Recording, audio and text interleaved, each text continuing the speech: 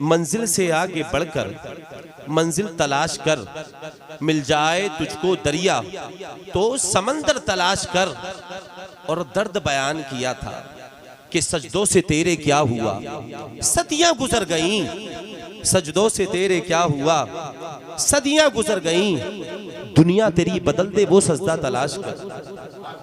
एक जमाना हो गया नमाज पढ़ते हुए, रोजा रखते हुए, कुरान की तिलावत करते हुए। कैसी तिलावत, कैसे रोजे, कैसी नमाज पढ़ रहे हो, कोई इनकलाब नहीं, कोई बहार नहीं। कहते हैं सजदों से तेरे क्या हुआ, सदियां गुजर गईं। दुनिया तेरी बदल दे वो सजदा तलाश कर। और ईमान तेरा लुट गया रहजन के हाथ से, ईमान तेरा बचा ले वो रहबर तलाश कर। ईमान तेरा बचा ले वो रहबर तलाश कर। मेरे साहिबों, ये जो मुआशरा है ना, ये अफराद से मिलकर बनता है। और अफराद जब एक दूसरे के साथ खैर ख्वाही वाला मामला करते हैं, हुस्ने सुलूक वाला मामला करते हैं, तो फिर मुआशरे की इस्लाह होती है। लोग एक दूसरे के साथ वक्त गुजारते हैं, और जब वो एक दूसरे को देखकर वक्त गुजारते हैं तो फिर इस्लाह का होना बड़ा मुश्किल होता है। फिर तकाजा ये होता है कि सामने वाला मुझे सलाम करे तो मैं उसको सलाम करूंगा, सामने वाला मेरी तीमारदारी करे तो उसकी तीमारदारी करूंगा, सामने वाला मुझसे मुसाफा करे तो मैं उससे मुसाफा करूंगा, सामने वाला मेरे बाप के जनाजे में शिरकत करे तो मैं उसके बाप के जनाजे में शिरकत करूंगा। जब ये सोच बन जाती है तो फिर नफरतें उरूज पाती हैं, फिर मोहब्बतों का खात्मा होता है। जब लोगों के बीच लोगों की जात आ जाती है तो फिर इस्लाह का होना बड़ा दुश्वार होता है। लेकिन जब लोगों के बीच रब रसूल की जात आती है तो फिर नजरिया ये होता है, यार उसने मेरे बाप के जनाजे में शिरकत नहीं की थी, कोई बात नहीं, मुझे जाना है। इसलिए कि मेरे रसूल की हदीस है, जिसने अपने मोमिन भाई के नमाज जनाजे में शिरकत की, अल्लाह उसे एक ओहद पहाड़ के बराबर सवाब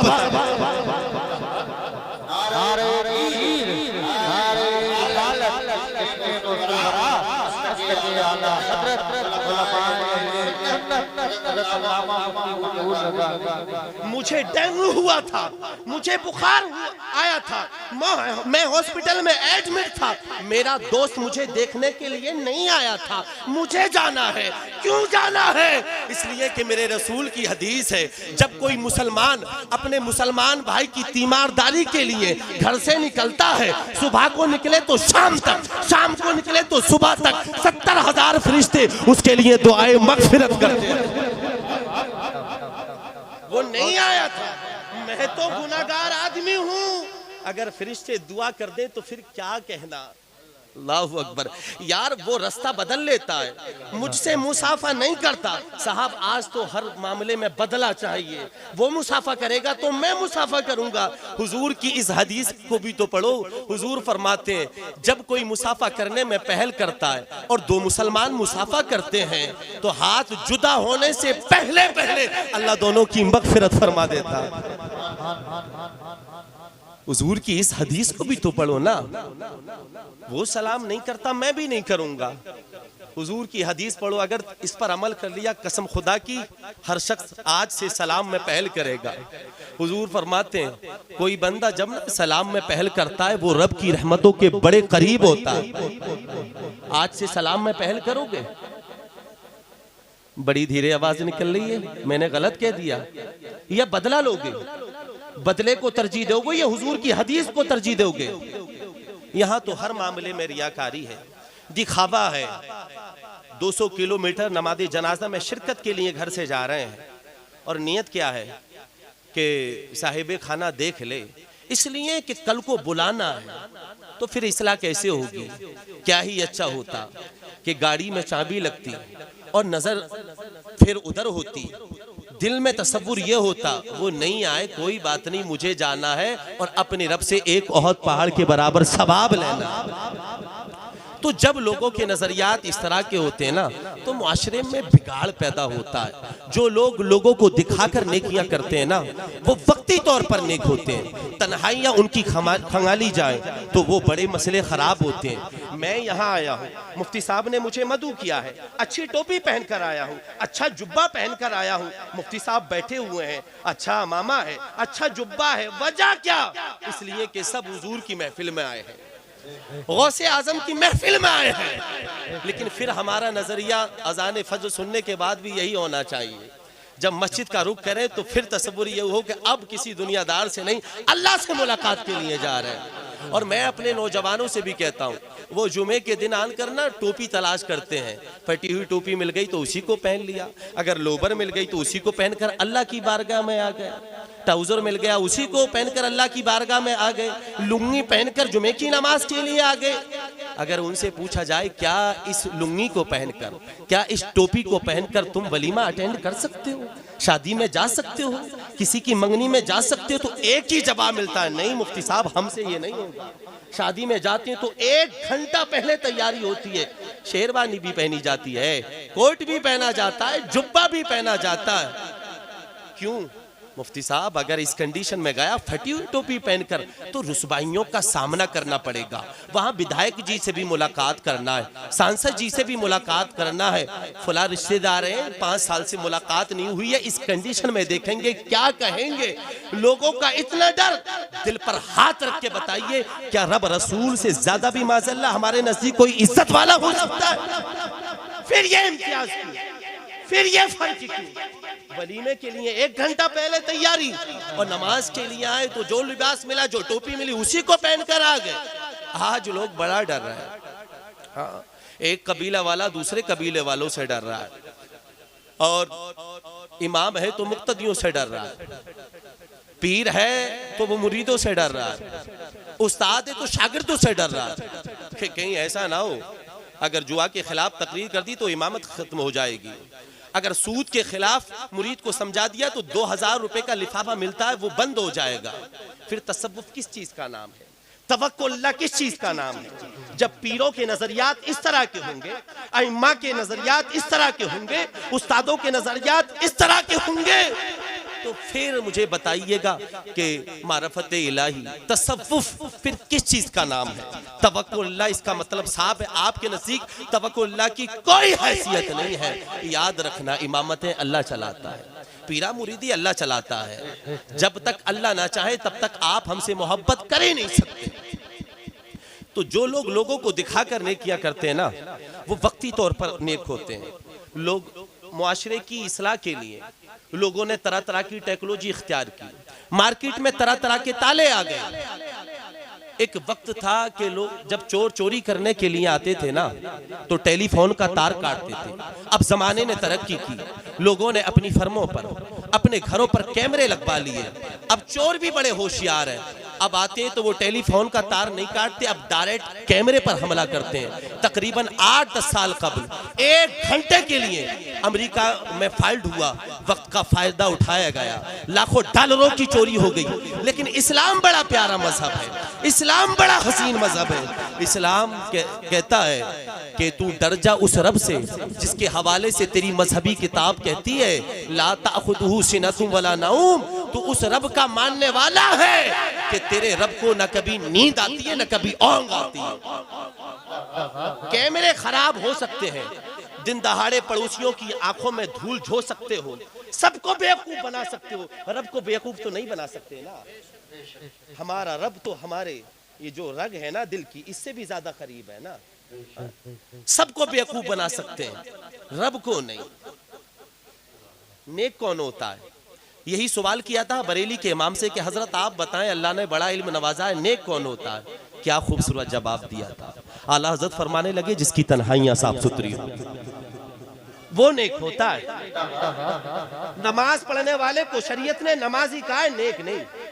हज करने वाले को शरीयत ने हाजी कहा है, नेक नहीं। ज़कात देने वाले को शरीयत ने सखी कहा है, नेक नहीं। नेक कौन होता है? जिसकी तन्हाइयां साफ सुथरी हो। हजरत अब्दुल्ला इब्ने उमर रजी अल्लाह अन्हु, जानते हैं ये कौन है? मेरे मुस्तफ़ा ने इनको नेक कहा है। हजरत बैठे हुए हदीस पाक में रजुलुन सालिहुन के अल्फाज हैं। अच्छा आप दिल पर हाथ रख के बताएं कि मुस्तफ़ा जिसको नेक कह दे उनके तकवे में क्या शक हो सकता है? हुजूर ने उनको नेक कहा। तिजारत की गरज से जब मदीना की हुदूद को पार किया, दोपहर का वक्त, दस्तरखान लगाया, खाना खाने के लिए बैठे तो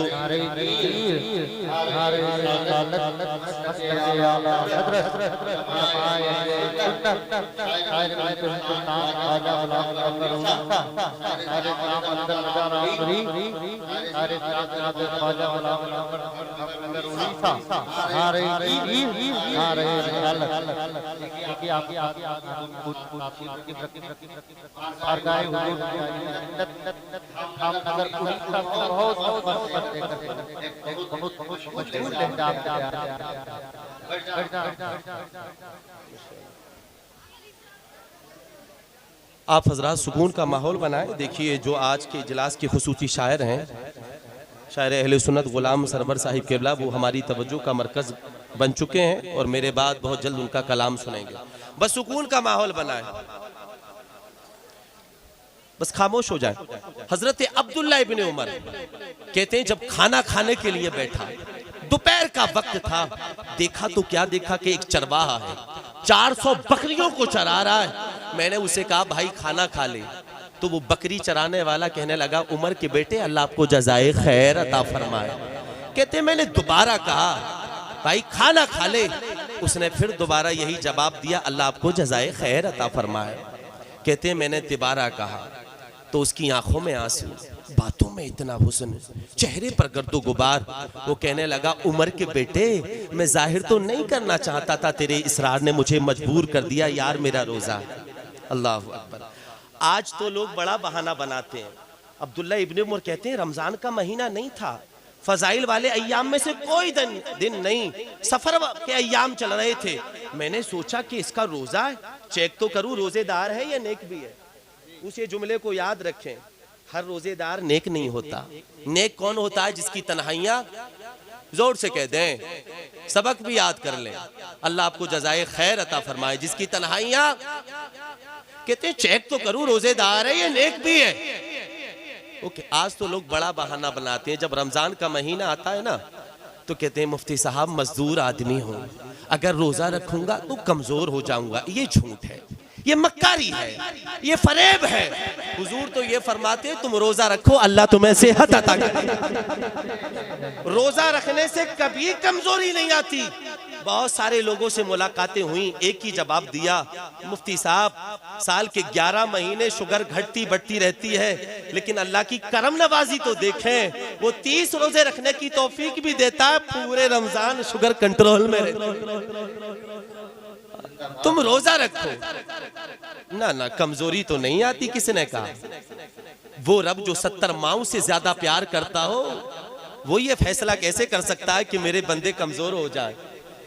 और कुरान कहता है ला युकल्लिफुल्लाहु नफ्सन इल्ला वुसअहा, अल्लाह ताकत से ज्यादा किसी जान पर बोझी नहीं। जब तुम्हें पैदा किया अल्लाह के इल्म में थी ये सारी बातें कि तुम दुनिया के अंदर जाओगे, तुम्हें मजदूरियां करना पड़ेंगी, तो इतना ही बोझ डाला जितना तुम सह सकते थे। अब रास्ता साफ कर रहे हो तो करते रहो, ये झूठ है, ये मक्कारी। मैं झूठा हो सकता हूँ, हुजूर की हदीस तो झूठी नहीं हो सकती ना। हुजूर फरमाते तुम रोजा रखो अल्लाह तुम्हें ताकत अता करेगा। अब्दुल्ला इब्ने उमर कहते मैंने जल्दी जल्दी खाना खाया, 400 बकरियों को वो चरा रहा था। जो सबसे ज्यादा खूबसूरत बकरी थी उस पर जाकर हाथ फेरना शुरू कर दिया और मैंने कहा चरवाहा इसकी कीमत क्या है, ये मुझे पसंद आ गई है, ये मुझे दे दे। तो वो कहने लगा उमर के बेटे मैं तो गुलाम आदमी हूँ, मजदूरी पर बकरियां चरा रहा हूँ, इनका मालिक तो कोई और है, उसकी इजाजत के बगैर मैं ये बकरी नहीं दे सकता। तो अब्दुल्ला इब्ने उमर फरमाते मैं तो चेक करना चाहता था कि देखूं तो ये रोजेदार है या नेक भी है। मैंने कहा कोई बात नहीं यार, मालिक की इजाजत के बगैर दे दे, मालिक से जाके कह देना एक बकरी भेड़िया खा गया। अल्लाहु अकबर। कहते हैं जब इतना सुना ना तो उसकी आंखों में आंसू और बकरियों के रेबड़ को हाँकना शुरू कर दिया और रोते हुए कहने लगा उमर के बेटे तुझसे ये उम्मीद नहीं थी, सुना था कि यार तू तो बड़ा नेक आदमी है, इस तरह की बातें करता है। चल तेरी बात सही है, मालिक को जवाब दे दूंगा कल कयामत में। मेरे मालिक के मालिक ने, तेरे मालिक ने, सारी कायनात के खालिक ने अगर पूछ लिया तो उसको क्या जवाब दूंगा?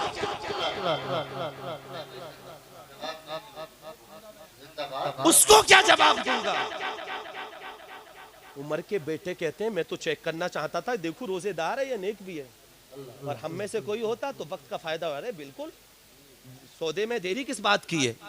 कहते हैं वो चलता बनाया और चंद जुमले, ये तकरीर इसका असर भी अलग होता है अगर खुशू और खुशू खुलूस के साथ की जाए।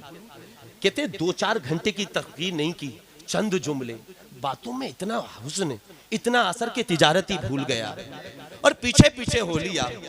सोचा इसके मालिक से तो मिलूं, उसके मालिक के करीब हुआ, मैंने कहा ये आपका गुलाम है? हाँ। कीमत बताई उसने, आजाद कराया और 400 बकरियां खरीदी और फिर वो उसको दी।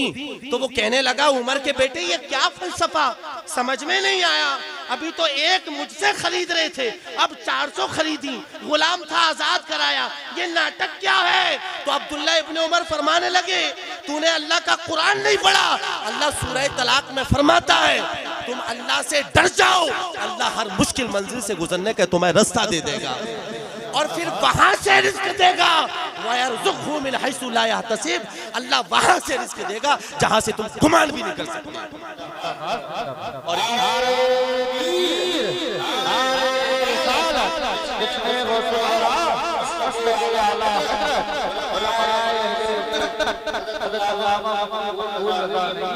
जश्न गौसुल वरा में आने वालों कम खा लो, अगर जायज खाओगे, हलाल खाओगे तो अल्लाह 10,000 में 1,00,000 वाली बरकत अता करेगा।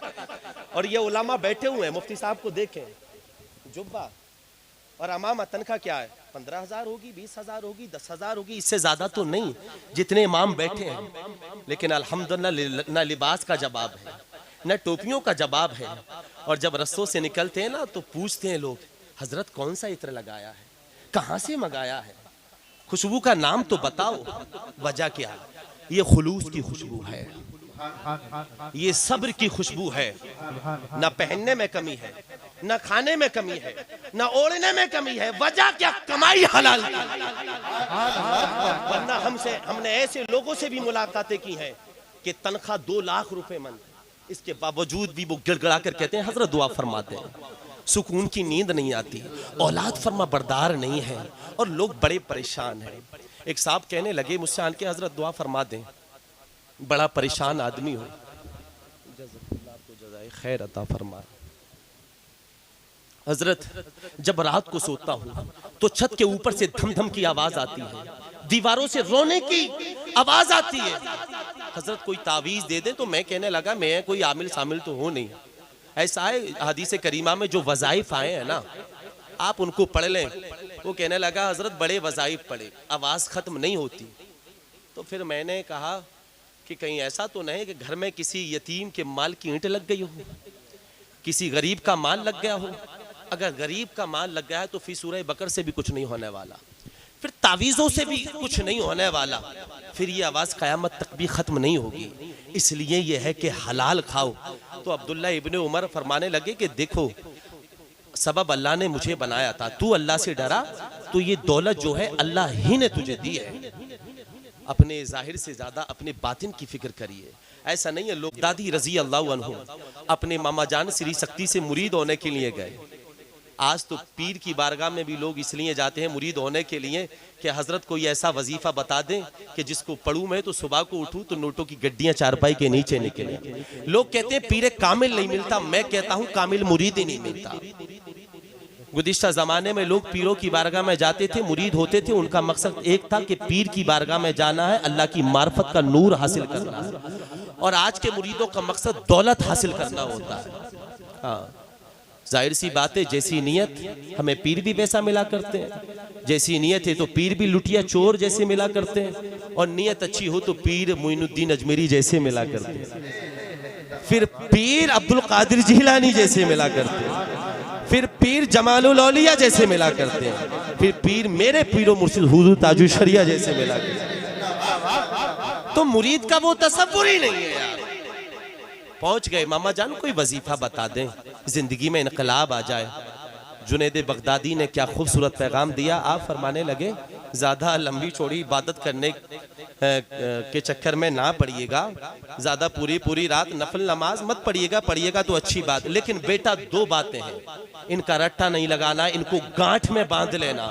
आप फरमाने लगे मामा बताओ तो सही। तो जुनैद बगदादी फरमाने लगे कि एक तो अल्लाह देख रहा है और दूसरा अल्लाह हमारे साथ है। इन दोनों जुमलों के अंदर पूरा दीन आ गया। फरमाया बेटा जब तेरा नफ्स तुझे बुराई की दावत दे तो उसका बाइकाट इसी जुमले से करना है, कोई देखे ना देखे अल्लाह देख रहा है। और जश्न गौसुल वरा से यही पैगाम मैं तुम्हें दूंगा, नौजवानों जब रात की तारीकी में तुम्हारा नफ्स ये तुम्हें ज़िना की दावत दे और नफ्स ये कहे मोहल्ले वाले सो गए हैं, पड़ोसी सो गए हैं, मुफ्ती साहब सो गए हैं, तो इसका बाइकाट इसी जुमले से करना है। हाँ हाँ सब सो गए हैं लेकिन अल्लाह तो नहीं सो रहा, कोई देखे ना देखे अल्लाह। जोर से बोले रात की तारीकी में हमारा नफ्स हमसे कहे पड़ोसी की फसल बड़ी अच्छी हो रही है, चलो जाके रात की तारीकी में आग लगा दो, तो इसका बाइकाट इसी जुमले से करना है। हाँ हाँ पड़ोसी तो सो रहा है, अल्लाह तो नहीं सो रहा, अल्लाह देख रहा है। रात की तारीकी में जब नफ्स हमें शराब पीने पर उभारे और कहे पटवाई में तो देख सकते हैं रामपुर चलकर शराब की बोतल में चुस्की लगाते हैं, तो इसी जुमले से बाइकाट करना है, कोई देखे ना देखे अल्लाह। रात की तारीकी में हमारा नफ्स कहे कि चलो जुआ खेलते हैं, तो इसका बाइकाट इसी जुमले से करना है, कोई देखे ना देखे अल्लाह। सारा दीन इसी के अंदर है। और दूसरा जुमला फरमाया कि अल्लाह हमारे साथ है। कभी फैसला मुंह देख कर ना करना, हक का साथ देखना, कभी बैकग्राउंड ना देखना। ये मत देखना कि फैसला जो है वो चौधरी के हक में है, एमएलए एमपी के हक में है, अगर गरीब का साथ दूंगा तो ये नाराज हो जाएगा। कसम खुदा की अल्लाह ना चाहे जब तक कोई नाराजी नहीं होता, और जब तक अल्लाह ना चाहे तो कोई राजी नहीं होता। इसलिए कभी स्टेटस देखकर कुर्सी मत छोड़ना, स्टेटस देखकर किसी को इज्जत मत देना, हक का साथ देना। जब तक अल्लाह ना चाहे तो किसी को इज्जत नहीं मिल सकती, और अल्लाह ना चाहे तो कोई जलील ना हो, कोई जलील नहीं हो सकता। आज तो सलाम भी स्टेटस देखकर किया जाता है, आज तो शादियों में दावत भी स्टेटस देखकर दी जाती है। हुजूर फरमाते हैं कि खानों में बदतरीन खाना है वलीमे का खाना। वलीमा तो हुजूर की सुन्नत है, ये बदतरीन कैसा हो गया, हुजूर समझ में नहीं आया। तो मुस्तफ़ा की दूसरी हदीस सुने, हुजूर फरमाते हैं वो खाना जिसमें उमारा को मधु किया जाए, गुराबा को नजरअंदाज किया जाए। गरीबों के खाने से तो बरकतें होती है, तुम खिलाओ तो सही, अल्लाह बड़ी बरकत है। तो स्टेटस देखकर सलाम ना किया करो, स्टेटस देखकर दावत मत किया करो, स्टेटस देखकर नमाज जनाजा में शिरकत मत किया करो। अल्लाह से डरा करो, बंदों से ना डरा करो। और जिस दिन अल्लाह से डरना, हर काम में यार डर, हर काम में डरा। लोग सुबह को ना दांत साफ करते हैं तो वो भी लोगों के डर से कि कहीं ऐसा ना हो 4 आदमियों के बीच में बैठूंगा तो बदबू आएगी, ना ना ना ना। लोग बड़ा डर रहे हैं। हुजूर फरमाते हैं जब तक तुम लोगों से डरते रहोगे ना तो फिर डरते ही रहोगे। 4 मंजिला मकान बना लेना, 10 फर्मों के मालिक बन जाना, लेकिन जब घर से निकलोगे पहले जान का खतरा होगा। हुजूर फिर क्या करें? हुजूर फरमाते हैं कि तुम रब रसूल से डरना शुरू कर दो, अल्लाह सारी मखलूक का खौफ तुम्हारे दिलों से निकाल दे। और फिर क्या होगा? नतीजा ये होगा कि इन्नल लदीना आमनू व अमिलु सालिहाति सदुर्रहमानु वुद्दा, अल्लाह सारी मखलूक के दिलों में तुम्हारी मोहब्बत को डाल देगा। सालों हो गए और गौसे आजम की 11वीं आज भी अल्हम्दुलिल्लाह, और क़यामत तक होती रहेगी। मुफ्ती वसीम साहब ने, कारी तस्लीम साहब ने इसको शुरू किया, ये चले जाएंगे लेकिन जश्न गौसुल वरा खत्म नहीं होगा। वजह क्या? गौसे आजम की 11वीं करना बहुत आसान है, उनकी सीरत को अपनाना, उनके तरीके पर चलना बहुत मुश्किल है। एक सेबी तो खाया था उनके अब्बा ने और बरसों कीमत चुकाई। वाकया सुनाना मकसद नहीं है, यहाँ तो सारी दौलतें हड़पी जा रही है, फर्जी कागजात बनवा कर मकानों पर कब्जा किया जा रहा है, भाई भाई का गला काटने के लिए तैयार है और फिर 11वीं कर रहे हैं। ये बहुत आसान है, गौसे आजम के किरदार को अपनाना ये बड़ा मुश्किल मरहला है। एक सेब की कीमत, और उसके बाद कैसी कैसी कह दे कि आप मेरी बेटी से निकाह करने का उस पर भी तैयार है। अगर इसके बावजूद भी आप 11वीं करें और फिर अल्लाह का खौफ आपके दिलों में ना हो, सब कुछ हो सकते हैं लेकिन गौसे आजम के गुलाम नहीं हो सकते। आप जश्न गौसुल वरा में आए हैं और फिर इतनी तादाद नमाज फज्र में ना हो तो फिर कोई मकसद नहीं है। वही गौस है कि जिन्होंने ईशा के वुजू से 40 साल फज्र की नमाज अदा की। 11वीं करना आसान है, खौफ खुदा। तो जो काम करिए रब रसूल की रजा के लिए करे, दुनिया वालों के चक्कर में ना पड़े कि लोग क्या कहेंगे। हर मामले में हमारी कौम का एक ही जवाब होता है, मुफ्ती साहब ये दौर है लोग क्या कहेंगे, लोग क्या कहेंगे। कुछ नहीं कहेंगे, ये भी तो सोचा करो, अगर ऐसा करेंगे तो रब रसूल क्या कहेंगे। और दुनिया वालों को मनाते मनाते लोग कब्रिस्तान तक पहुंच गए, ये नहीं माने। हजरत अली फरमाते इन दुनिया वालों की मिसाल भेड़ों की तरह, चरवाहा एक तरफ से मारता तो उधर भागती है, उधर से मारता तो वो उधर भागती हैं, इस्तिकामत उनके अंदर नजर नहीं आती। दुनिया वालों की मिसाल भी सेम ऐसी है कि इनको मनाते मनाते लोग कब्रिस्तान तक पहुंच गए, ये नहीं माने। अली आप तो बाबुल इल्म है, अल्लाह ने आपको बड़ा इल्म नवाजा है, कोई ऐसा नुस्खा बता दो कि मोहल्ले वाले हमारे हो जाए, पड़ोसी हमारे हो जाए, इलाका हमारा हो जाए। तो अली मुस्कुराकर फरमाने लगे कुरान की इसी आयत को पढ़ लो, इस पर अमल कर लो। वलिमन खाफा मकाम रब्बिही जन्नतान, जो अल्लाह के सामने खड़ा होने से डरा, लोगों के सामने नहीं, पीर के सामने नहीं, मुफ्ती साहब के सामने नहीं, वालिदैन के सामने नहीं, जो अल्लाह के सामने खड़ा होने से डरा, अल्लाह उसे 2 जन्नतें अता करेगा। वलिमन खाफा मकाम रब्बिही जन्नतान। ये 2-4 इस्लाही बातें थी, इन पर अमल करिएगा। मुझे यकीन कामिल है कि इंशाअल्लाह आपकी समझ में जरूर आई होगी। करेंगे आप अमल? अल्लाह आपको जज़ाए खैर अता फरमाए। जिंदगी मुख्तसर है, इसका कोई भरोसा नहीं। ऐसा बन के जाइए कि जब जनाजा उठे ना तो जनाजे के शुरा का बरजस्ता कह उठे आदमी बड़ा नेक था, कभी किसी की गीबत नहीं की, कभी किसी की चुगली नहीं की, कभी किसी पड़ोसी से हसद नहीं किया। यार ये जुआरी भी नहीं था, शराबी भी नहीं था, जब भी मिलता था मुस्कुराकर मिलता था, मुनाफिकत से कोसों दूर था। याद रखना मेरे साहिबो, जब दुनिया वाले जिसको अच्छा कहते हैं वो रब रसूल के नज़दीक भी अच्छा ही होता है। मेरे कहने में आपके सुनने में बतक़ादा बशरियत जो अगलात हो गए हों, अल्लाह तमाम को मुआफ़ फरमा कर मेरी इस गुफ्तगू को कबूल फरमाए। व मा अलैना इल्ला अल बलाग। अस्सलामु अलैकुम व रहमतुल्लाह।